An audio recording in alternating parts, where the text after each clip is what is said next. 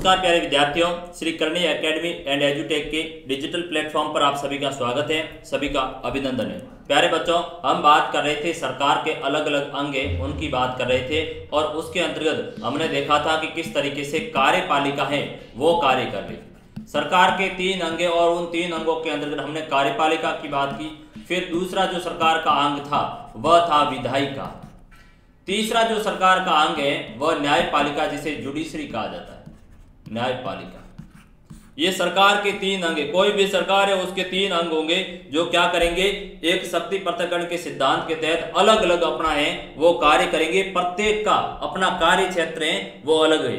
एक है वो विधि निर्माण का काम कर रही है, दूसरी उस विधि उस कानून को लागू करने का काम कर रही है, और तीसरी संस्था वह है जो यदि कानून के अंतर्गत किसी भी तरह की त्रुटि है या फिर वह कॉन्स्टिट्यूशन का क्या कर रही है, उल्लंघन कर रही है, तो ऐसी स्थिति के अंतर्गत जो तीसरा अंग होगा वह क्या करेगा, उसकी जांच करेगा कि वास्तविक रूप में क्या है ये विधि है वह अनुचित है या कॉन्स्टिट्यूशन का उल्लंघन कर रही। तो जो हमारा तीसरा अंग है उस पर बात करेंगे, वह आपका अंग है क्या, न्यायपालिका।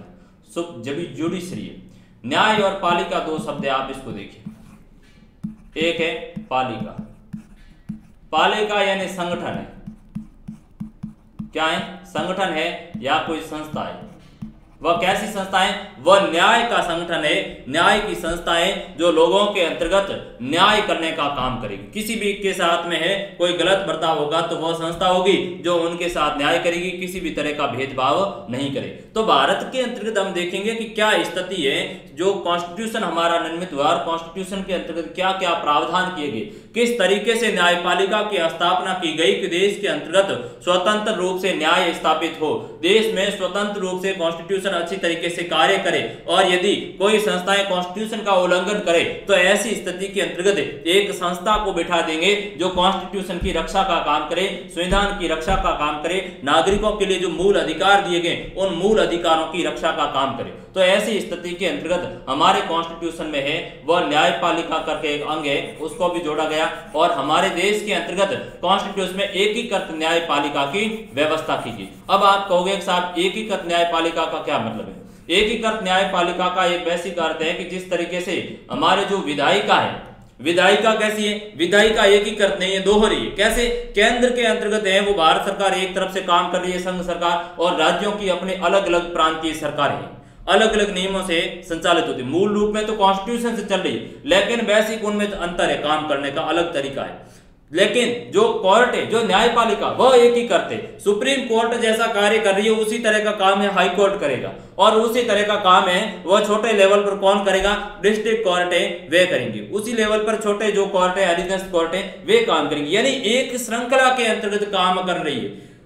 केंद्र सरकार, संघ सरकार है वो राज्य की सरकार की हर तरीके से जांच नहीं करने के लिए अधिकृत नहीं है कॉन्स्टिट्यूशन के मुताबिक, लेकिन न्यायपालिका में सुप्रीम कोर्ट, हाई कोर्ट के कार्यों की जांच करने को अधिकृत है। वह यह देखेगी कि वास्तव में हाई कोर्ट ने न्यायिक कार्य किया है या नहीं किया। हाई कोर्ट यह देखेगा कि कोई अधीनस्थ कोर्ट किसी के साथ है वो कॉन्स्टिट्यूशन का विरोध या कॉन्स्टिट्यूशन के विरोध में कोई डिसीजन न दे, इस तरह का कोई कार्य विरोधी नहीं करे, जनता के हितों के खिलवाड़ कोई काम नहीं करे। तो ऐसी स्थिति में हाई कोर्ट है वो अधीनस्थ कोर्ट पर क्या रखेगी, एक तरीके से दबाव और उनकी कार्य प्रणाली को जांचने का काम करेगी। तो ये क्या होगी, एक कड़ी से दर कड़ी एक दूसरे को जांचने का काम कर रही है, एक दूसरे के ऊपर है। क्या है भारत के अंतर्गत व्यवस्था, इसको देखिए। भारत में न्यायपालिका की व्यवस्था है वो एकीकृत व्यवस्था है। पहली बात तो आप समझो, एकीकृत है। एकीकृत है एक श्रृंखलाधर, किस तरह से कार्य कर रही, श्रृंखलाधर काम कर रही, ठीक है, श्रृंखलाधर कर रही, श्रृंखलाधर कर रही है। तो सबसे ऊपरी संस्था कौन सी होगी, सबसे ऊपरी संस्था होगी वो होगी सर्वोच्च न्यायालय। क्या होगी, सर्वोच्च न्यायालय, जिसको क्या कहा जाता है, जिसको कहा जाता है सुप्रीम कोर्ट। सुप्रीम कोर्ट कहा जाएगी। दूसरी जो इसके नीचे संस्था होगी वो कौन सी होगी, वो होगी उच्च न्यायालय। सर्वोच्च यानी सबसे ऊपर, उच्च दूसरा हो जाएगा आपका उच्च न्यायालय। उच्च न्यायालय को क्या कहा जाता है, उच्च न्यायालय को है वो हाई कोर्ट कहते हैं, हाई कोर्ट शब्द भी है वो चलता है, ठीक है। तीसरा होगा वो अधीनस्थ कोर्ट होगा या डिस्ट्रिक्ट कोर्ट, जिला कोर्ट, जिला न्यायालय, क्या कहते हैं इसको, डीसी कहेंगे, डिस्ट्रिक्ट कोर्ट है वो कहेंगे। अब पूरे देश के लिए जो काम करेंगे, पूरे देश में न्यायिक मामलों की काम करेगी वो सुप्रीम कोर्ट करेगी, सर्वोच्च न्यायालय करेगा। वही राज्यों के अंतर्गत देखा जाएगा तो कार्य करेगा कौन, आपके हाई कोर्ट है, वो कहां काम करेगा, राज्यों में काम करेगा। जैसे पूरे भारत के लिए एकीकृत काम करने वाली संस्था है वो सर्वोच्च न्यायालय सुप्रीम कोर्ट है, और राजस्थान का कोई मामला है तो भी उसको देखेंगे, वो कश्मीर का कोई मामला है तो देखेंगे, कन्याकुमारी केरला का या आसाम का या अन्य स्टेट का है वो मामला है तो देखेंगे। यानी सर्वोच्च न्यायालय होगा, सबसे ऊपर है। इसके जो क्षेत्राधिकार है वो चाहे मौलिक हो, चाहे क्षेत्र अपील हो या परामर्शदाता हो, अलग अलग क्षेत्राधिकार है, उन पर आगे मैं डिटेल से बात करूंगा। तो पूरे देश के लिए काम करेगी, एक बात तो आपको ये ध्यान रखना। दूसरा आपको ये ध्यान में रखना है कि जो हाई कोर्ट है, जो उच्च न्यायालय, वो क्या करेगी, राज्य में करेगी। जैसे राजस्थान राज्य का एक अलग हाई कोर्ट है, उसी तरह उत्तर प्रदेश का एक अलग हाई कोर्ट बैठेगा, गुजरात का अलग होगा, महाराष्ट्र का अलग होगा, तो वो अलग अलग राज्यों के लिए अलग अलग हैं, वो हाई कोर्ट हमने निर्धारित किए गए। ठीक है, ये राज्यों के लिए हो गए। और तीसरा होगा जिला न्यायालय। जिला न्यायालय कहां पर होगा, जिला न्यायालय प्रत्येक राज्य के अंतर्गत है, जिले के लेवल पर काम करेगा, डीसी होगा। जैसे जोधपुर जिले का अलग कोर्ट है, उसी तरह नागौर या बीकानेर, बाड़मेर, अन्य जैसलमेर जिले, उनका भी अलग अलग कोर्ट है, वो होगा। तो ये जिला न्यायालय, तो ये एकीकृत श्रृंखला के अंतर्गत काम करे, एक के नीचे एक, कड़ी दर कड़ी है, ये श्रृंखला चलती है। इसलिए कहा गया है कि भारतीय जो न्याय व्यवस्था है वह एकीकृत न्याय व्यवस्था है। कैसी है, एकीकृत। तो ये एकीकृत व्यवस्था है, इसको देखेंगे कि कॉन्स्टिट्यूशन के अंतर्गत क्या प्रोविजन किए गए हैं और किस तरीके से न्यायपालिका का क्षेत्राधिकार कौन कौन सा है, न्यायाधीशों की नियुक्ति है वो किस तरीके से की जाती है, और कौन कौन सी ऐसी नियुक्तियां रही है जो सुप्रीम कोर्ट के अंतर्गत विवादित काम रही है, हाई कोर्ट के क्या क्या क्षेत्राधिकार होंगे, हाई कोर्ट किस तरह से काम कर रहा है, हाई कोर्ट के जो न्यायाधीश है उनकी नियुक्ति कैसे करेंगे, उनका ट्रांसफर कैसे किया जाता है, उन सभी व्यवस्थाओं को हम कहां पर पढ़ेंगे, न्यायपालिका टॉपिक के अंतर्गत देखेंगे। जो आपकी स्क्रीन के ऊपर ये जो फोटो लगा हुआ है ये हमारे सर्वोच्च न्यायालय का सुप्रीम कोर्ट है, ये सुप्रीम कोर्ट है। सुप्रीम कोर्ट इसका मुख्यालय कहां पर है, इसका मुख्यालय वह दिल्ली के अंतर्गत। इस बात का आप ध्यान रखें। आपको कभी काम पड़े आपके मूल अधिकारों का हनन हो तो मैंने कहा था कि आप अनुच्छेद 32 का प्रयोग करते हुए कहां पर है, सुप्रीम कोर्ट जा सकते हो। आर्टिकल 32 संवैधानिक उपचारों का अधिकार के तहत जाकर आप है वो 5 तरह की रिटें हैं वो जारी कर सकते हो कि साहब ये हमारे लिए उल्लंघन हुआ, तो आप सुप्रीम कोर्ट है वो नहीं दिल्ली के अंतर्गत। ये जो ऊपर लगी हुई एक तस्वीर है, ये जो फोटो है वो राजस्थान हाई कोर्ट का है, राजस्थान हाई कोर्ट। और मैंने ये भी बताया था कि यदि आपके मूल अधिकारों का उल्लंघन होता है तो आप हाई कोर्ट के अंतर्गत का अनुच्छेद 226 का प्रयोग करते हुए 2 से 26 के अनुच्छेद के तहत है वो आप क्या कर सकते हो, रिट जारी करोगे।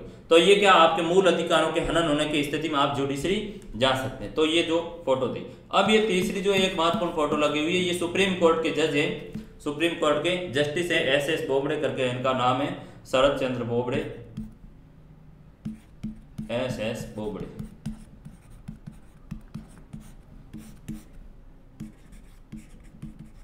मुख्य न्यायाधीश है, CJI, chief justice of India है। आगे बढ़िए, अगली चीज को देखेंगे। अब इसका परिचय देखें कि भारत के अंतर्गत न्याय की क्या व्यवस्था है। भारत का सर्वोच्च न्यायालय वास्तव में विश्व के सबसे शक्तिशाली न्यायालयों में से एक है और 1950 से ही न्यायपालिका ने संविधान की व्याख्या और सुरक्षा करने में महत्वपूर्ण भूमिका निभाई। अब जो भारत का जो सर्वोच्च न्यायालय है, जो सुप्रीम कोर्ट है, वो वास्तव में विश्व के क्या है, शक्तिशाली न्यायालयों के अंतर्गत शामिल है देखा जाए तो। और इसने क्या है, 1950 से ही जो ही हमारा कॉन्स्टिट्यूशन है वो लागू हो रहा है, उसी दिन से सर्वोच्च न्यायालय ने भी विधिवत रूप से काम करना शुरू कर दिया। किसके लिए, कॉन्स्टिट्यूशन की व्याख्या करने और कॉन्स्टिट्यूशन की सुरक्षा के तौर पर है वो किसने काम करना शुरू किया था, सुप्रीम कोर्ट ने कार्य किया। तो भारत की जो सुप्रीम कोर्ट है विश्व की शक्तिशाली न्यायपालिका है, जो क्या करती है, संविधान की रक्षा का काम कर रही है, संविधान की व्याख्या, संविधान की एक तो व्याख्या करेगी है, और दूसरी क्या करेगी, सुरक्षा का काम होगा इसका। कॉन्स्टिट्यूशन की व्याख्या करना और सुरक्षा करना।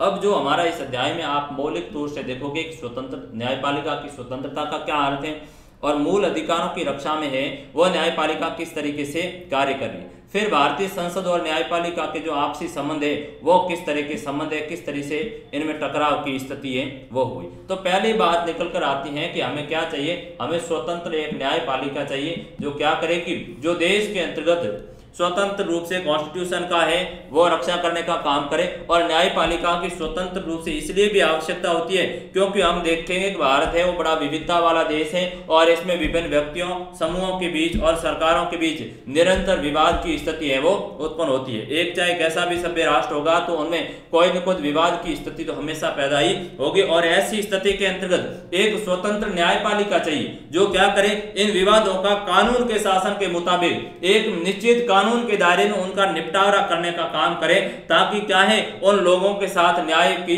भावना हो, न्याय उनके साथ स्थापित हो सके।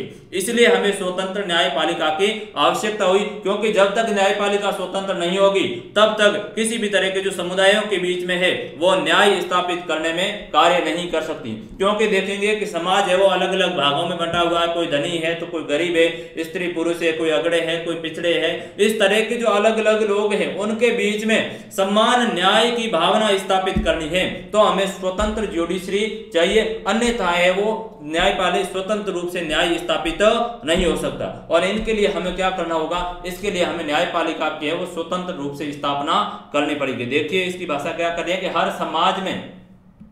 हर समाज में व्यक्तियों समूहों के बीच और व्यक्ति समूह तथा सरकार के बीच में निरंतर विवाद उठते रहते हैं और इन सभी विवादों को कानून के शासन के सिद्धांत, किसके सिद्धांत, इस बात इस रिकॉर्ड पकड़ना कि जो कीवर्ड आया कि कानून के शासन के सिद्धांत के आधार पर एक स्वतंत्र संस्था के द्वारा इसको क्या किया जाना चाहिए, हल करना चाहिए। यानी विभिन्न व्यक्तियों के बीच, समूहों के बीच और सरकारों के बीच में क्या होता है, विवाद उत्पन्न होता है और इस विवाद को जो हमें क्या करना है, निपटारा करना है, समाधान करना है। तो जो हमारा समाधान का तरीका होगा वह कानून के शासन के मुताबिक होना चाहिए।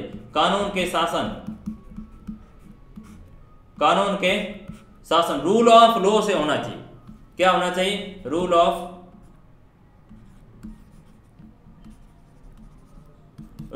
लॉ के मुताबिक है वो न्याय स्थापित होना चाहिए, ताकि क्या हो, स्वतंत्र रूप से उन विवादों का निपटारा किया जाना चाहिए। ठीक है, कानून के शासन का अर्थ ये हुआ कि धनी और गरीब, स्त्री और पुरुष, अगड़े और पिछड़े सभी लोगों पर समान रूप से एक जैसा कानून हो वह लागू होगा। अब आप कहोगे कि साहब जो कानून के शासन का अर्थ क्या हुआ, तो हम कहेंगे कि कानून के शासन का अर्थ यह है कि समान रूप से चाहे कोई भी व्यक्ति हो, उसे कोई फर्क नहीं पड़ेगा, चाहे वह अमीर है चाहे गरीब है, चाहे वह स्त्री है चाहे पुरुष है, चाहे अगड़ा है या पिछड़ा है, सभी के ऊपर कानून है वो समान रूप से लागू होगा, ताकि क्या है वहां पर न्याय की भावना स्थापित तो हो सके। न्यायपालिका की प्रमुख भूमिका यह है कि कानून के शासन की रक्षा और कानून की सर्वोच्चता को क्या करना है, सुनिश्चित करना है। और कानून के शासन का जो न्यायपालिका का प्रमुख कार्य ये होगा कि कानून का शासन स्थापित करना है और कानून की सर्वोच्चता है वो स्थापित करने का काम करेगी, ताकि क्या है व्यक्ति के अधिकारों की रक्षा हो सके।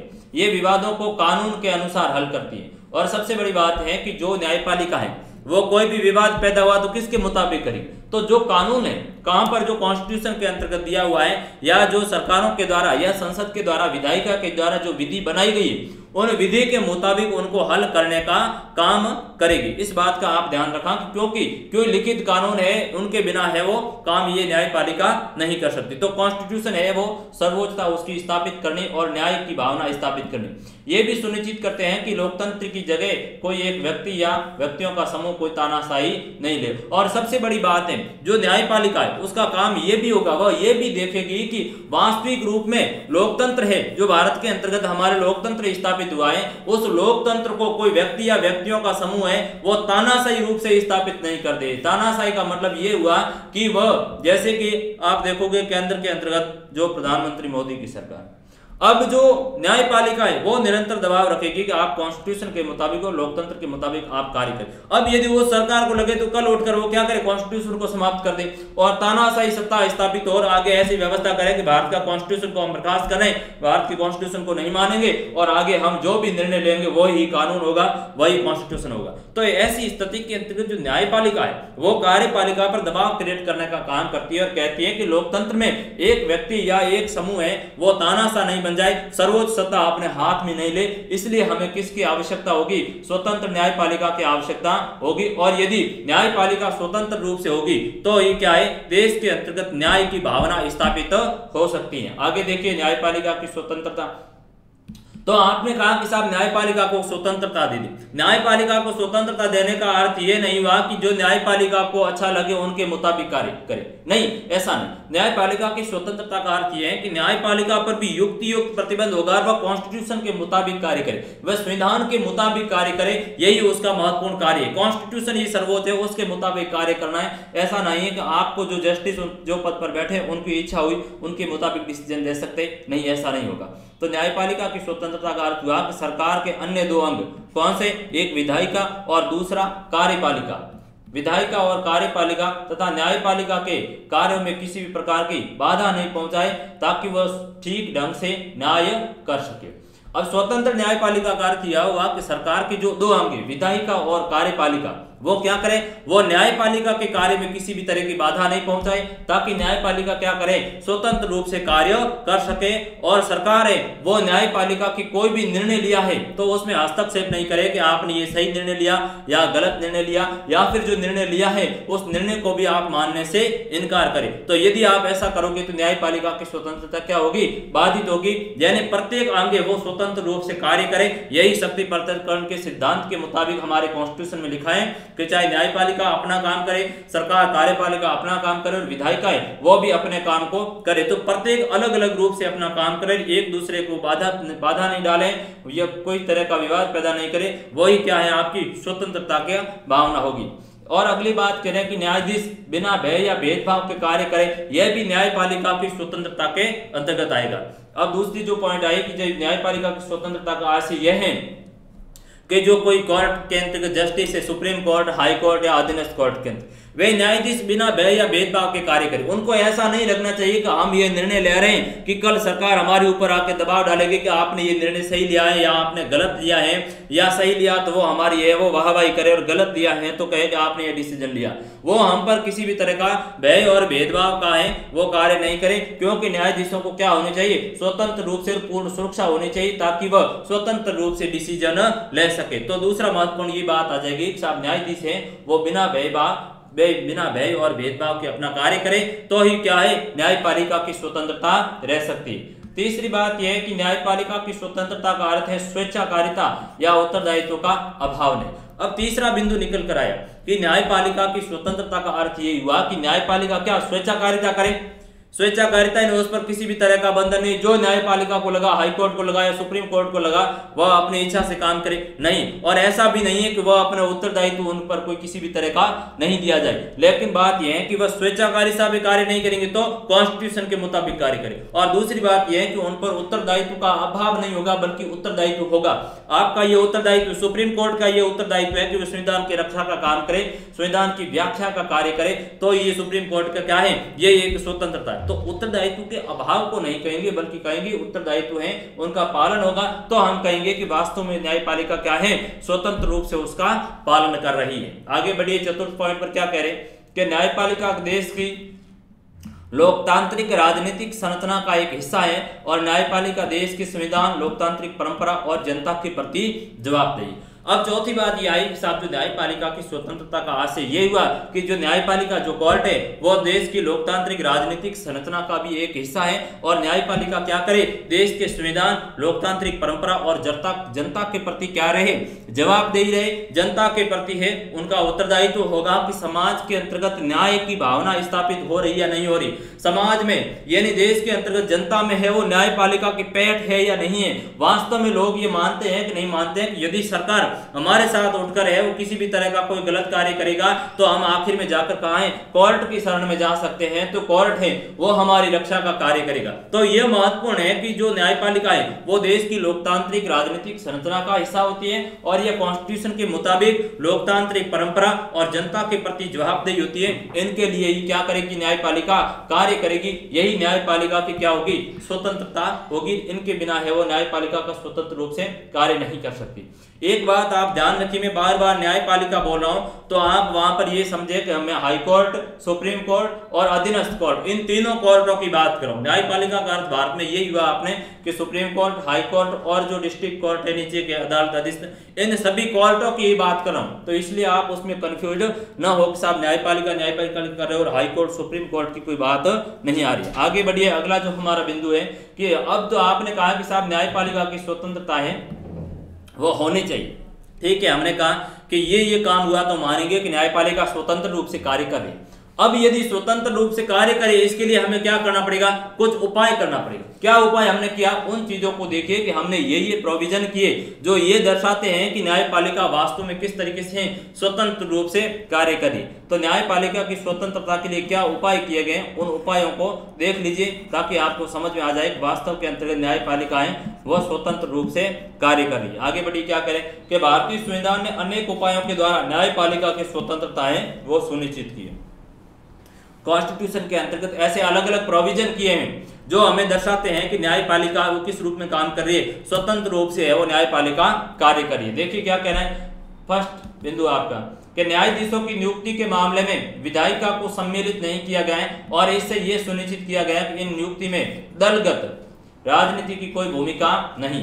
अब न्यायपालिका को स्वतंत्र रखना है तो उसके लिए हमने बात आई पहली कि एक काम करो आप कि आप जो न्यायाधीशों की नियुक्ति करो, न्यायाधीशों की, सुप्रीम कोर्ट है, हाई कोर्ट है, इनमें क्या करोगे, जजों की नियुक्ति करो। न्यायाधीश यानी जज, जजों की नियुक्ति कर रहे हो तो वहां पर विधायिका को आप सम्मिलित मत करो। विधायिका का मतलब वहां पर यहाँ पर यह है कि जो संसद है, सरकार है, उनकी भूमिका को गौण करो। तो किसकी करो, जो न्यायाधीशों की नियुक्ति का काम करेगा वो कौन करेगा, राष्ट्रपति जी कर रहे हैं। इसलिए इन दलगत राजनीति का किसी भी तरीके से कोई प्रभाव नहीं होगा। फलत न्यायाधीशों की जो नियुक्ति की जाएगी वो राष्ट्रपति जी है वो करेंगे। इससे ये प्रयुक्त होगा कि न्यायाधीशों के ऊपर किसी भी तरह का दबाव नहीं होगा।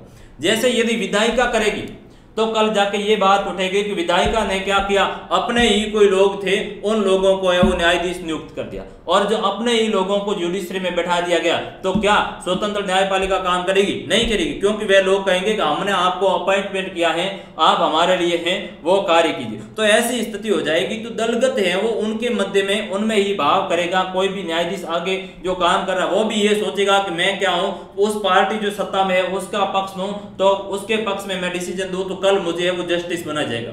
इसलिए हमारे कॉन्स्टिट्यूशन में ये व्यवस्था की गई प्यारे विद्यार्थियों कि जो न्यायाधीशों की नियुक्ति की जाएगी वो भारत के राष्ट्रपति के द्वारा की जाएगी, जिससे क्या है दलगत राजनीति की कोई भूमिका नहीं होगी, किसी भी दलों की भूमिका नहीं होगी और न्यायाधीश है वो स्वतंत्र रूप से कार्य करेंगे। ऐसा कौन कह रहा है, ऐसा संविधान कह रहा है। क्या वास्तव में ऐसा होता है, वास्तव में ऐसा नहीं होता है। तो वास्तव में ऐसा होता है कि कार्यपालिका शक्ति राष्ट्रपति में निहित होगी। राष्ट्रपति प्रधानमंत्री और उसकी मंत्री परिषद पर सलाह पर कार्य करेगा।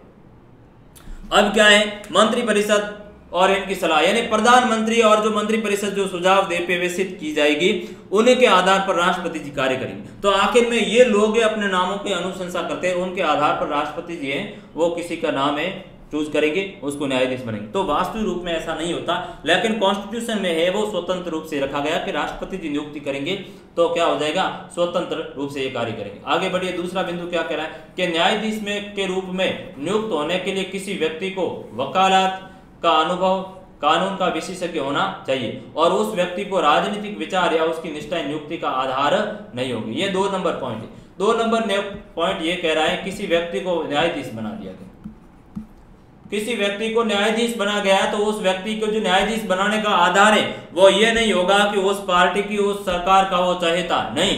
क्या होगा, वह उस व्यक्ति को वकालत का लंबा अनुभव होना चाहिए। वकालत का लंबे समय तक वो कानून का क्या हो रहा है, लंबे समय तक वह कानून का जानकार है, कानून का विशेषज्ञ है। लंबे समय तक कानून का जानकार है, वकालत का सबसे लंबा अनुभव है, और साथ ही साथ किसी भी सरकार राजनीति के प्रति है वो उसका किसी भी तरह का कोई लगाव नहीं है, तो उस व्यक्ति को क्या किया जाएगा, न्यायाधीश के रूप में नियुक्त किया जाएगा। तो ये न्यायपालिका की स्वतंत्रता हेतु हमने कार्य किया। तीसरा पॉइंट है उस पर देखिए। तीसरी बात यह है कि जो न्यायाधीश है उनका हमने कार्यकाल है वो निश्चित किया गया। क्या किया गया, कार्यकाल निश्चित किया गया, ताकि उनमें क्या स्वतंत्रता रहे। ऐसा नहीं है कि उनको लगे कि साहब हम कल सरकार के विरोधी कार्य करेंगे और सरकार है वो हमें सरकार का विरोध काम हुआ, सरकार उसको हटा सकती नहीं। तो उनके लिए कुछ कार्यकाल तय किया गया कि इस कार्यकाल की समय अवधि में वे कार्य करेंगे, तो वे निश्चित होकर है बिना भेदभाव बिना भय के वे कार्य करेंगे, जिससे क्या है स्वतंत्रता उनके कार्य में रहेगी और वे स्वतंत्र रूप से कार्य करेंगे। क्या करें कि न्यायाधीशों का जो कार्यकाल होता है वो निश्चित होता है और वे सेवानिवृत्त होने तक पद पर बने रहते हैं। अब जो उनकी जो तय की हुई है कि जो जैसे 65 साल है, वैसे तय की हुई है कि भारत का जो जज है वो 65 साल की उम्र तक क्या करेगा, पद पर कार्यरत करेगा। किसी भी व्यक्ति को नियुक्त किया जाएगा वो 65 साल की उम्र तक ही कार्य करेगा, यानी उसे 65 साल लगभग ऐसा होता है ज्यादातर मामलों में कि न्यायाधीश को नियुक्त किया जाता है तो साल 2 साल की समय अवधि में ही तक वे कार्य कर रहे हैं। या सुप्रीम जो मैं मुख्य जज होता है उसकी बात कर रहा हूँ, बाकी अन्य तो लंबे समय तक कार्य करते हैं। तो 65 साल की निश्चित समय अवधि है कि इस समय अवधि की बाद में क्या होंगे, वे सेवानिवृत्त हो जाएंगे और इस समय अवधि से पहले वे क्या करेंगे, कार्य करेंगे। केवल अपवाद स्वरूप विशेष परिस्थितियों में न्यायाधीश को हटाया जाता है। अब क्या हुआ कि न्यायाधीशों को मैंने कहा कि उनको कार्यकाल की सुरक्षा है, इसलिए उनमें किसी भी तरह का भय है वो भेदभाव उसके मन में नहीं होगा। लेकिन कुछ एक ऐसी स्थिति आ जाए, एक अपवाद है ये कि कुछ ऐसी विशेष परिस्थितियां आ जाए तो हम क्या करेंगे, न्यायाधीश को हटाने का काम करेंगे। और वह कब होगा, जब न्यायाधीश ने किसी जस्टिस ने वह कॉन्स्टिट्यूशन का उल्लंघन किया है, सिद्ध कदाचार के आधार पर है, उसे भी हटाया जाएगा। किस प्रक्रिया के तहत, वही राष्ट्रपति जी को हटाने की महाभियोग की प्रक्रिया थी, उस महाभियोग की प्रक्रिया के तहत जस्टिस को भी हटाया जाएगा। महाभियोग इम्पीचमेंट के तहत है वो किसको, न्यायाधीश को भी हटाया जाएगा।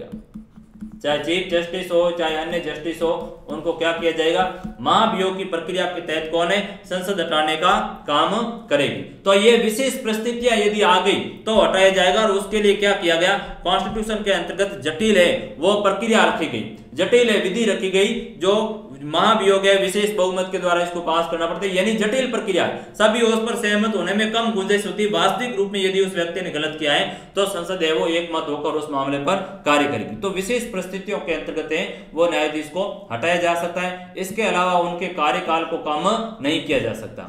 इसके अलावा कार्यकाल को कम नहीं किया जाएगा, उनके जो पेंशन है, वेतन है, भत्ते हैं, नौकर चाकर, गाड़ी बंगला, सारी की सारी उनको क्या है, सुविधाएं मिलेगी, ताकि वे स्वतंत्र रूप से क्या कर सके, कार्य कर सके। कार्यकाल की सुरक्षा के कारण न्यायाधीश बिना भय या भेदभाव के अपना कार्य कर पाते हैं। और संविधान में न्यायाधीशों को हटाने के लिए बहुत ही कठिन प्रक्रिया निर्धारित की गई। वह प्रक्रिया कौन सी है, महाभियोग की प्रक्रिया है। संविधान निर्माताओं का मानना था कि हटाने की प्रक्रिया कठिन हो तो न्यायपालिका के सदस्यों का कार्यकाल सुरक्षित रहेगा। और जिस समय हमारा जो कॉन्स्टिट्यूशन लिखा गया था, हमारे जो कॉन्स्टिट्यूशन मेकर थे, जो संविधान निर्माता थे, जो बड़े राष्ट्रीय आंदोलन के अंतर्गत जो नेता थे, उन नेताओं ने यह महसूस किया कि जो न्यायपालिका के सदस्य हैं उनको हटाने की जो विधि है वो भी क्या है, कठिन विधि रखो, ताकि हर बार ऐसी कोई समस्या का सामना नहीं करना पड़े। और वास्तव में उस व्यक्ति को जो कॉन्स्टिट्यूशन का खुले आम पर क्या कर रहा है, कॉन्स्टिट्यूशन का है वो समाप्त करने का काम कर रहा है, उसका जो है पालन नहीं कर रहा, तो उस व्यक्ति को हटाया जाए ताकि क्या है, उनमें न्याय की पुट है वो रह सके। तो ये कठिन प्रक्रिया अपनाई गई है और इसको भी महाभियोग की तरह ही होती है। क्योंकि कॉन्स्टिट्यूशन के अंतर्गत देखा जाए तो इतनी ही शब्दावली लिखी है कि न्यायाधीशों को हटाने की प्रक्रिया है वो क्या है, संसद प्रक्रिया अपनाएगी, राष्ट्रपति के सम्मान होगी। उसमें यह नहीं लिखा है कि राष्ट्रपति को हटाने में सीधी बात लिखी हुई है कि महाभियोग इम्पीचमेंट के द्वारा हटाया जाएगा, लेकिन जस्टिस के मामले में ऐसा नहीं है। लेकिन अक्सर हम यही मानते हैं कि जिस तरह से जो राष्ट्रपति जी को हटाया जाएगा उसी तरह से इन्हीं को भी हटाया जाएगा। ये तो हो गई इनके कार्यकाल की सुरक्षा की बात। अब हम नियुक्ति पर बात करेंगे कि न्यायाधीशों की नियुक्ति है वो किस तरह से हो रही है। उस चीज को आप देखिए, आपसे अपने आप में ये सवाल बनता है, एक आपसे पूछा जाएगा कि किस तरीके से वह सुप्रीम कोर्ट या हाई कोर्ट में न्यायाधीशों की नियुक्ति हो रही है। भारत के मुख्य न्यायाधीश की नियुक्ति के मामले में वर्षों से ये परंपरा बन गई है कि सर्वोच्च न्यायालय के सबसे वरिष्ठ न्यायाधीश को इस पद पर नियुक्त किया जाएगा, लेकिन इस परंपरा को 2 बार है वो तोड़ा गया। अब भारत के जो मुख्य न्यायाधीश की नियुक्ति करनी है, तो मुख्य न्यायाधीश की नियुक्ति के मामले में एक बात यह आई कि जो वर्तमान में कार्यरत न्यायाधीश है और वह रिटायरमेंट हो रहा है, उसके बाद में उस कोर्ट के अंतर्गत तो जो वरिष्ठ व्यक्ति जो आयु के अंतर्गत बड़ा और लंबा अनुभव है, उस व्यक्ति को है वो क्या किया जा सकता है, न्यायाधीश नियुक्त किया जाएगा। कौन नियुक्त करेगा? वो भारत के हैं राष्ट्रपति जी करेंगे। किस पर के आधार पर? कॉलेजियम के हैं वो सलाह के आधार पर। कॉलेजियम क्या है उसको देखिए बच्चों। बात यह है कि न्यायाधीश को नियुक्त करना है तो क्या प्रक्रिया क्या अपना चाहिए, उसके लिए एक सिस्टम लाया गया कॉलेजियम। क्योंकि क्या है कि न्यायाधीशों की नियुक्ति का है वो किसी भी तरह का कॉन्स्टिट्यूशन में उल्लेख नहीं किया हुआ है। राष्ट्रपति जी नियुक्ति करेंगे, इतनी ही चीज। अब राष्ट्रपति जी नियुक्ति कैसे करेंगे, क्या आधार होगा उनका, वो किसी भी तरह की बात नहीं लिखी हुई। तो ये सबसे बड़ा मसला है, वो विवादित रहा और कहा जाता राष्ट्रपति नियुक्ति करेंगे, सरकार के द्वारा अनुशंसा की जाएगी। तो अब जो फर्स्ट जजेस केस आया, थर्ड जजेस का केस के अंतर्गत एक डिसीजन दिया और कॉलेजियम जैसी एक व्यवस्था इजाद की, और जिसमें कहा गया कि जो सर्वोच्च न्यायालय का वर्तमान न्यायाधीश, सर्वोच्च न्यायालय का एक तो वर्तमान न्यायाधीश है, सुप्रीम कोर्ट का जो वर्तमान न्यायाधीश कार्यरत है, वर्तमान जज व अन्य 3 जज।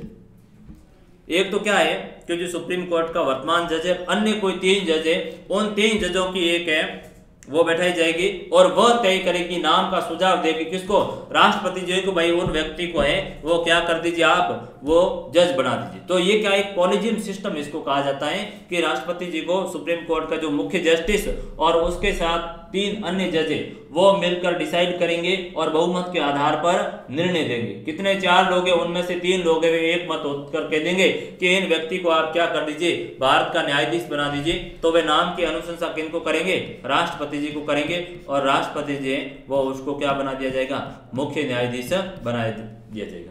तो भारत के मुख्य न्यायाधीश के मामले में भी यही परंपरा बन गई है। और बात यह है कि जो भी वरिष्ठ न्यायाधीश होगा जो कार्यरत है उसके बाद में, तो उनको है वो न्यायाधीश मुख्य न्यायाधीश बना दिया जाएगा। अब हर बार यही बनाया गया आप कहोगे, तो कहेंगे कि नहीं हर बार नहीं बनाया गया, और 2 बार ऐसी स्थिति आई जब ये परंपरा तोड़ी गई। जो सबसे वरिष्ठ व्यक्ति था उसको नियुक्त करना था, लेकिन उस व्यक्ति को नियुक्त नहीं करके उनके अलावा अन्य तीसरे चौथे क्रमांक के व्यक्ति को है वो नियुक्त करने का कार्य किया। तो ये एक बड़ा महत्वपूर्ण इवेंट रहा था, उसको आप तनिक समझिए। घटनाक्रम कुछ ये हुआ था कि 1973 के अंदर 1973 में 1973 में 3 वरिष्ठ न्यायाधीशों को एन रे को भारत का है वो मुख्य न्यायाधीश बनाए गए। 1973 में एक मामला ये हुआ और क्या किया राष्ट्रपति के द्वारा कि 3 अन्य वरिष्ठ न्यायाधीश थे वो तो बैठे रहे और चौथे क्रमांक का जो उम्र में था उस व्यक्ति को क्या कर दिया गया, भारत का मुख्य न्यायाधीश है वो नियुक्त कर दिया गया। तब यह चीज निकलकर सामने आई, उस व्यवस्था की पोल खुले कि वास्तव में रूप में सभी हर बार वरिष्ठ न्यायाधीश को नियुक्त किया जाए वो संभव नहीं है। लेकिन परंपरा यही कहती थी कि जो भी व्यक्ति वरिष्ठ होगा उसे भारत के सुप्रीम कोर्ट का मुख्य न्यायाधीश नियुक्त किया जाएगा। और आपसे पूछा जाएगा क्या इसका उल्लंघन हुआ था, आपको 2 उदाहरण देने पड़ेंगे। कहोगे कि 1973 के अंतर्गत एक ऐसा मामला आया और जिस समय 3 अन्य जो वरिष्ठ न्यायाधीश थे उनकी अवहेलना करके सरकार के द्वारा किसको है, एन रे को भारत का मुख्य न्यायाधीश बना दिया गया। एक तो मुद्दा ये था।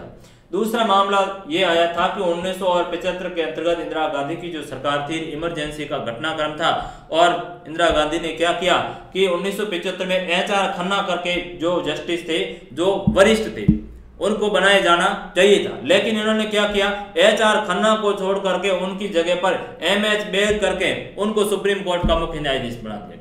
यानी क्या हुआ, यहाँ पर भी अवहेलना हुई उनके साथ। जो वरिष्ठ व्यक्ति को जज बनाना था उसको नहीं बना करके इसको MH बेग को बना दिया गया। ये चीज क्या दर्शाती है, ये चीज ये दर्शाती है कि वास्तव के अंतर्गत है जो कौन हावी है, जो सरकार है, जो भी विधायिका है वो कार्यपालिका हावी है और न्यायाधीशों की नियुक्ति के मामले में क्या कर रही है, हस्तक्षेप कर रही है। जो कि राष्ट्रपति है वो तो औपचारिक और वास्तविक रूप में क्या कर रहे हैं, ये काम कर रहे हैं। तो ये 1-2 मुद्दे सामने निकल कर आए कि वास्तव रूप में जो कॉन्स्टिट्यूशन में जो परंपरा बनी थी, जो संविधान में परंपरा बनी कि जो वरिष्ठ व्यक्ति उसको जज बनाओ, लेकिन उन परंपराओं को 2 बार तोड़ा गया। एन रे को बनाया और दूसरी बार है वो न्यायाधीश 1975 का समयावधि HR खन्ना को पीछे छोड़ते हुए न्यायमूर्ति MH बेग MH बेग को है वो नियुक्त किया गया। सर्वोच्च न्यायालय और उच्च न्यायालय के अन्य न्यायाधीशों की नियुक्ति राष्ट्रपति भारत के मुख्य न्यायाधीश की सलाह से करता है। और सुप्रीम कोर्ट और हाई कोर्ट के जो अन्य न्यायाधीशों को नियुक्ति है वो कौन करेंगे, उनकी भी नियुक्ति भारत के राष्ट्रपति जी करेंगे। किसकी सलाह पर, मुख्य न्यायाधीश की सलाह पर। तो ये सामान्य प्रक्रिया अपनाई जाती है। इसका अर्थ ये हुआ कि नियुक्तियों के संबंध में वास्तविक शक्ति किसके पास में, मंत्रिपरिषद के पास में। पीछे हमने देखा था कि जो न्यायपालिका स्वतंत्र है इसलिए विधायिका को शक्ति नहीं दी गई है और उनकी नियुक्ति है वो राष्ट्रपति के द्वारा की जाए। लेकिन अब यहाँ आते आते आपको वास्तविक रूप में है वो दिखाई दिया कि वास्तव में यदि देखा जाए तो नियुक्ति के अंतर्गत न्यायाधीशों में किसकी शक्ति ज्यादा है, मंत्रिपरिषद की भूमिका होती है, सरकार की भूमिका होती है। जो सरकार चाहेगी उस व्यक्ति को आगे जस्टिस बनाने का काम करेगी। तो ये क्या है, ये एक तरीके से कॉन्स्टिट्यूशन की जो परंपरा है उनका सरेआम रूप से क्या हुआ था, उल्लंघन हुआ था। और उसके दो उदाहरण है वो आपने देखे। आगे बढ़ी क्या करें, 1982 से 1998 के बीच ये विषय बार बार सर्वोच्च न्यायालय के सामने आया और जिसमें शुरू था कि मुख्य न्यायाधीश की भूमिका है वो पूरी तरीके से सलाहकारी होगी। अब बात यह कि 1982 से पहले तो क्या हुआ कि किसी भी व्यक्ति को नियुक्त करना है, जैसे जज ने सुप्रीम कोर्ट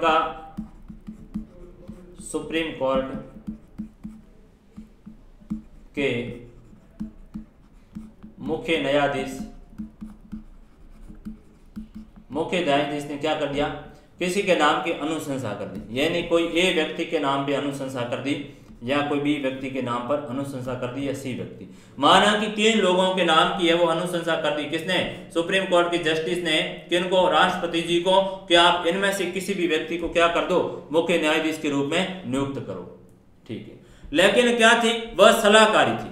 ये जो सलाह देना है मुख्य न्यायाधीश दे रहे वो सलाहकारी है, वो काम कर रहे, एक तरह से सलाहकारी का काम कर रहे, सलाह देने का काम कर रहे।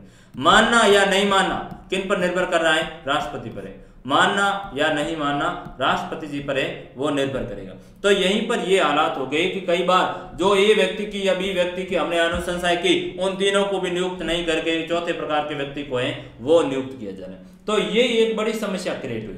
इसके लिए है वो जो थर्ड जजेस केस 82 से 98 के अंतर्गत इसमें ये मामला आया कि वास्तव में मुख्य न्यायाधीश की भूमिका है वो सलाहकारी नहीं होनी चाहिए और जो मुख्य न्यायाधीश सलाह दे रहा है वो राष्ट्रपति को माननी जरूर चाहिए, आप उसका उल्लंघन नहीं कर सकते। तो ये काम किया गया कि सलाहकारी भूमिका से उसको क्या कर दिया, बाध्यकारी कर दिया,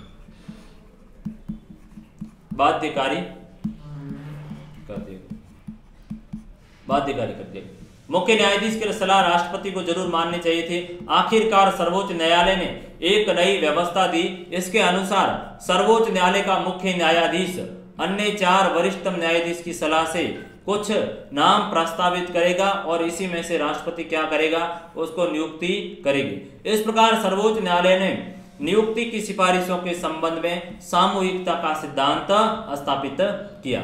अब क्या हुआ, सुप्रीम कोर्ट ने वो डिसीजन दिया। डिसीजन के अंतर्गत कहा कि जो सुप्रीम कोर्ट का मुख्य जज और अन्य जो 4 वरिष्ठ जज मिलकर कोई डिसीजन दे रहे हैं कि राष्ट्रपति जी को इस नाम की अनुशंसा की, तो राष्ट्रपति जी उन नाम में से किसी भी व्यक्ति को आपको जस्टिस बनाना पड़ेगा, जिसे सामूहिकता का सिद्धांत कहा गया है। यानी समूह में मिलकर उन्होंने डिसीजन दिया और उसके आधार पर व्यक्ति को नियुक्त करना पड़ेगा, वही सामूहिक सिद्धांत है, सामूहिकता की थ्योरी।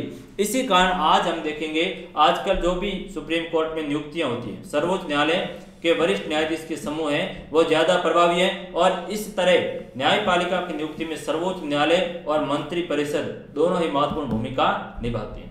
अब बात यहाँ जाते जाते ये निकल कर आई कि हम कह रहे हैं कि वास्तव रूप में क्या है कि अकेले ही है वो मंत्रिपरिषद की भूमिका नहीं है, तो किसकी है, सर्वोच्च न्यायालय के न्यायाधीश मुख्य जस्टिस हैं और उनके साथ अन्य जो उनके टीम के लोग हैं उनकी भी नियुक्तियों के अंतर्गत भूमिकाएं, और इसलिए कह सकते हैं कि दोनों की भूमिकाएं वो लगभग समान है, संतुलन स्थापित करने का काम कर रहा है। इससे यह प्रकट हो रहा है कि वास्तव के अंतर्गत देखा जाए तो भी क्या है, न्यायपालिका स्वतंत्र है, न्यायपालिका में इतना है वो दबावकारी कार्य नहीं हो रहा है। तो ये नियुक्ति का कार्य हुआ। आगे देखिए क्या कहना है। अगला टॉपिक है न्यायाधीश को पद से हटाना। अब किसी भी न्यायाधीश को पद से हटाना है तो पद से हटाने की क्या प्रक्रिया होगी उनको देख लेते हैं। सर्वोच्च न्यायालय और उच्च न्यायालय के न्यायाधीश को उनके पद से हटाना काफी कठिन है, सिद्ध कदाचार। कैसा है, सिद्ध सिद्ध कदाचार साबित होने अथवा अयोग्यता की दशा में उन्हें पद से हटाया जाए। अब सुप्रीम कोर्ट के और हाई कोर्ट के जजों को हटाना है तो हटाना का जो क्या आधार होगा, आप किस आधार पर है वो हटाओगे। तो हटाने का आधार केवल और केवल एक ही होगा कि वे क्या कर रहे हैं, एक तो सिद्ध कदाचार है, कदाचार है वो सिद्ध। अब सिद्ध क्या है, कदाचार क्या है, इस चीज को भी मैं बताऊंगा। सिद्ध कदाचार और दूसरा क्या है, अयोग्यता। सिद्ध कदाचार का मतलब ये हुआ कि वह कॉन्स्टिट्यूशन का क्या कर रहे हैं, उल्लंघन कर रहे हैं और यह आरोप उन पर क्या है, पूरी तरीके से सिद्ध साबित हो चुका है। एक ऐसा मामला आया था, पंजाब हरियाणा हाईकोर्ट के एक जस्टिस थे और उन पर आरोप लगा था कि उन्होंने क्या किया है, वित्तीय अनियमितता यानी कोई पैसों का घोटाला है वो करने का काम है उन जस्टिस ने किया, तो उन पर सिद्ध कदाचार का आरोप साबित हुआ। सिद्ध यानी प्रमाणित होना, कदाचार का यानी जो भ्रष्टाचार का जो अनियमितता का कार्य हुआ वो उस पर साबित हो चुका।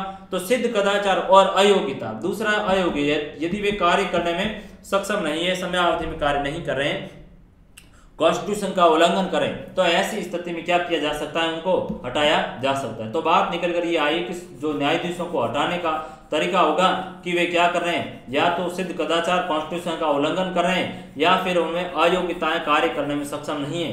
ऐसी स्थिति में किसके द्वारा, संसद के द्वारा महाभियोग की विशेष प्रक्रिया के द्वारा उन्हें हटाया जाएगा। अब हटाने की जो प्रक्रिया वो अत्यंत ही कठिन है। जब तक संसद के सदस्यों में आम सहमति न हो तब तक किसी न्यायाधीश को हटाया नहीं जा सकता। यह भी गौरतलब है कि जहां उनकी नियुक्ति में कार्यपालिका की महत्वपूर्ण भूमिका है, वही उनको हटाने की शक्ति किसके पास है, विधायिका का है। इसके द्वारा यह सुनिश्चित किया गया है कि न्यायपालिका की स्वतंत्रता बनी रहे और एक तरीके से क्या हो, शक्ति संतुलन हो। अब जो जस्टिस है उनको हटाने की क्या है, प्रक्रिया जटिल बनाई गई है और वह क्या है, जब तक संसद के सभी सदस्य, लोकसभा और राज्यसभा, एलएस और आरएस दोनों के जो मेंबर है मिलकर सहमति नहीं देंगे तब तक है वो उनको हटाया नहीं जा सकता। हमने देखा था कि जो नियुक्ति के अंतर्गत है वो किसकी भूमिका, मंत्री परिषद के यानी कार्यपालिका सरकार की भूमिका है वो ज्यादा है, लेकिन हटाने का काम करना है तो यहाँ पर क्या है, दोनों को समान रूप से काम करना पड़ेगा। अकेली नियुक्त तो कर सकती थी लेकिन हटाने का काम दोनों को आया। तो ये बात ये समय स्थापित करती है कि हटाने में है शक्ति किसके पास में ज्यादा, विधायिका के पास में, ताकि क्या हो कि न्यायपालिका की स्वतंत्रता बची रहे, शक्ति संतुलन है वो स्थापित हो, एक तरीके से न्यायपालिका में क्या हो, बैलेंस है वो बना रहे। तो ये महत्वपूर्ण चीज थी इनको हटाने के लिए। जब इनको हटाना है तो हटाने के लिए अभी तक संसद के पास में एक प्रस्ताव आया है। तो आप कहोगे क्या सर ऐसे कोई व्यक्ति को हटाया गया है जिनको संसद के द्वारा हटाया गया महाभियोग की प्रक्रिया के द्वारा, तो हम कहेंगे कि अभी तक संसद के पास केवल और केवल इस श्रेणी का, महाभियोग श्रेणी का या हटाने का एक ही प्रस्ताव है वो संसद के पास में आया था, महाभियोग। किसी न्यायाधीश को हटाने का केवल एक प्रस्ताव विचार के लिए आया है इस मामले में। हालांकि 2/3 सदस्यों ने प्रस्ताव के पक्ष में मत दिया लेकिन न्यायाधीश को हटाया नहीं जा सका क्योंकि प्रस्ताव पर कुल सदस्यों की संख्या का बहुमत प्राप्त नहीं हो सका। और कहेंगे कि साहब एक ऐसा एक ही मामला आया था लेकिन उनको हटाने की जब जरूरत पड़ी तो क्या हुआ, मामले की जांच हुई और मामले की जांच होने के बाद में जो है सदन के अंतर्गत 2/3 कितना है कुल सदन का, संसद के 2/3 सदस्यों का बहुमत की आवश्यकता हुई और जब 2/3 बहुमत की आवश्यकता हुई तो सदन के अंतर्गत ये संख्या प्राप्त नहीं हो सकी। फलत मामला है वो महाभियोग हमने नहीं चला पाया, यानी अभी तक किसी भी न्यायाधीश को है वो महाभियोग की प्रक्रिया के द्वारा नहीं हटाया गया। लेकिन इन पर जो है महाभियोग लाया तो इन्होंने क्या कर दिया था, खुद आगे बढ़कर स्वयं अपना इस्तीफा दे दिया था। इसलिए रामास्वामी अपना इस्तीफा दे दिए थे लेकिन इनको महाभियोग की प्रक्रिया के द्वारा नहीं हटाया गया। जरूर मामला एक बार लाया था, मामला था किसी भी न्यायाधीश को हटाने का असफल प्रयास 1991 में पहली बार संसद के 108 सदस्यों ने सर्वोच्च न्यायालय के एक न्यायाधीश को हटाने के प्रस्ताव पर हस्ताक्षर किए। और इस समय जो न्यायमूर्ति वी रामास्वामी पर आरोप लगा था कि उन्होंने पंजाब और हरियाणा उच्च न्यायालय के जब मुख्य न्यायाधीश के रूप में थे तो उन्होंने वित्तीय अनियमितता कर दी, यानी कोई पैसों का है वो घोटाला कर दिया था। फलत संसद ने उनको हटाने की क्या की प्रक्रिया शुरू की और इसके एक वर्ष के बाद 1992 में सर्वोच्च न्यायालय के न्यायाधीश की एक उच्च स्तरीय जांच समिति में ने भी क्या किया, वी रामास्वामी को पंजाब और हरियाणा हाई कोर्ट के न्यायाधीश रहते हुए बिल्कुल उन्होंने सही साबित ठहराया कि इन्होंने क्या किया है, सार्वजनिक जीवन में निजी धन का है वो प्रयोग किया, सार्वजनिक धन का निजी उद्देश्यों के लिए प्रयोग किया है और संवैधानिक नियमों की है, कॉन्स्टिट्यूशन के जो नियम है उनका पूरी तरीके से उन्होंने क्या किया है, उल्लंघन किया है, नियमों की धज्जियां उड़ाने का काम किया है और नैतिक अनैतिक काम किया है, यानी नैतिक पतन भी इनका पूर्ण रूप से हो गया और अपने पद का है वो जानबूझकर इन्होंने दुरुपयोग किया है, इसलिए इनको दोषी ठहराया जाता है और संसद को महाभियोग अपनाने की है वो प्रक्रिया अपनाने के लिए संसद है क्या है, स्वतंत्र है। ऐसा किसने कहा, ऐसा सुप्रीम कोर्ट की एक कमिटी ने कहा था, लेकिन सुप्रीम कोर्ट के फिर जो ही संसद में इस मामले पर चर्चा हुई लेकिन पूर्णतः वोटिंग है वो 2/3 नहीं हो सकी, फलत जो महाभियोग है वो पास नहीं हुआ, महाभियोग का प्रस्ताव वो गिर गया और रामास्वामी जी ने क्या कर दिया था, इस्तीफा दे दिया, इसलिए महाभियोग जैसी प्रक्रिया के सामने जाने से बच गए। तो एक ये प्रक्रिया थी जो हटाने का तरीका था और उसमें एक उदाहरण भी आया कि वास्तव रूप में किसी व्यक्ति ने गलत किया तो उसको हटाने का काम भी है वो किसके द्वारा, संसद के द्वारा किया गया था। इतने कठोर आरोपों के बाद भी रामास्वामी पर संसद में महाभियोग सिद्ध न हो सका और महाभियोग के प्रस्ताव के पक्ष में सदन में मौजूद और मतदान करने वाले सदस्यों ने 2/3 मत तो पड़े लेकिन कांग्रेस पार्टी ने सदन में क्या किया, भाग नहीं लिया, अतः प्रस्ताव को सदन की कुल सदस्य संख्या का आधा समर्थन भी नहीं मिला। अब जो इतना कठोर मामला था कि उन्होंने वास्तव रूप में है वो अनियमितवर्ती सार्वजनिक जो धन का है वो अपने निजी उद्देश्यों के लिए मौज मस्ती के लिए उन्होंने पैसे उड़ाए, तो कॉन्स्टिट्यूशन का खुलेआम तक उन्होंने क्या किया, उल्लंघन किया, नैतिकता का पूर्णतः पतन किया। तो ऐसे व्यक्ति के और वास्तव रूप में क्या करना चाहिए, महाभियोग के द्वारा उन्हें हटाया जाना जरूरी था। लेकिन जो जटिल परिस्थिति थी इसमें क्या कर दिया, कांग्रेस पार्टी ने उस समय भाग नहीं लिया मतदान के अंतर्गत, फलत प्रस्ताव है वो गिर गया और समर्थन को हासिल नहीं कर पाया, इसलिए रामास्वामी जी पर महाभियोग नहीं चला लेकिन उन्होंने अपना इस्तीफा दे दिया था। तो ये एक न्यायाधीशों को हटाने की प्रक्रिया थी कि किस तरीके से न्यायाधीशों की स्वतंत्रता हेतु है वो काम किया जा रहा है। फिर न्यायाधीश यदि काम सही तरीके से नहीं भी कर रहे हैं तो एक तरीका यह भी कॉन्स्टिट्यूशन के अंतर्गत है कि उनको क्या किया जा सकता है, हटाया जा सकता है। तो ये महत्वपूर्ण बात हुई न्यायाधीशों की नियुक्ति का। तो मोटे मोटे तौर पर हमने न्यायपालिका का परिचय देखा, किस तरीके से न्यायपालिका को स्वतंत्र रखकर कार्य करना है और किस तरीके से न्यायाधीशों की वो नियुक्ति की जाती है। और न्यायाधीशों की नियुक्ति के बाद में आगे हमने ये भी देखा कि न्यायाधीशों की नियुक्ति राष्ट्रपति के द्वारा की जाती है, फिर उनको यदि हटाने की नौबत आई तो ये अधिकार किसको दिया गया है, केवल राष्ट्रपति जी को या मंत्रिपरिषद को नहीं दिया गया है, वो किसको है, पूर्ण संसद को, और संसद के सभी सदस्य मिलकर न्यायाधीशों को हटाने का कार्य करेंगे। तो इसी के साथ बहुत बहुत धन्यवाद। अगली जो भी क्लास होगी उसमें नेक्स्ट पार्ट को हम पढ़ेंगे। बहुत बहुत धन्यवाद।